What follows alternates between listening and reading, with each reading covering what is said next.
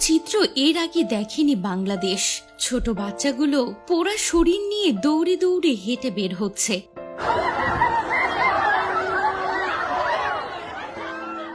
আজ সোমবার দুপুর 1:30 বাংলাদেশ বিমান বাহিনীর একটি F-7 BGI প্রশিক্ষণ যুদ্ধ বিমান রাজধানীর উত্তরা দিয়াবাড়ি এলাকার মাইলস্টোন স্কুল অ্যান্ড কলেজের ক্যাম্পাসে বিধ্বস্ত হয়েছে।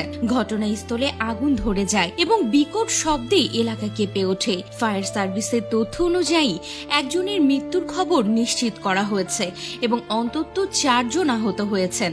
আহতদের মধ্যে কয়েকজনকে সম্মিলিত সামরিক হাসপাতালে নেওয়া হয়েছে।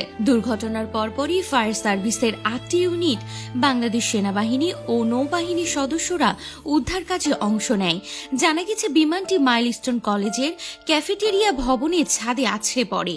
সর্বশেষ আপডেট অনুযায়ী উদ্ধার কাজ চলমান রয়েছে এবং আগুন নিয়ন্ত্রণে আনা হয়েছে।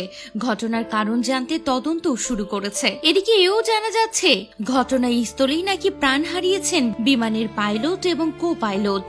এছাড়া দগ্ধ 20 জনকে নেওয়া হয়েছে হাসপাতালে।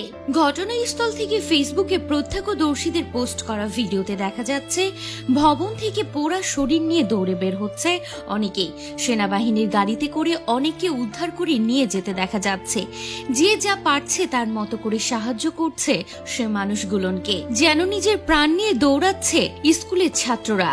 হ্যাঁ ভিউয়ার্স, এমন ভয়াবহ দৃশ্য এর আগে দেখেনি বাংলাদেশ। তো ভিউয়ার্স, আরো আপডেট পেতে আমাদের সঙ্গেই থাকুন।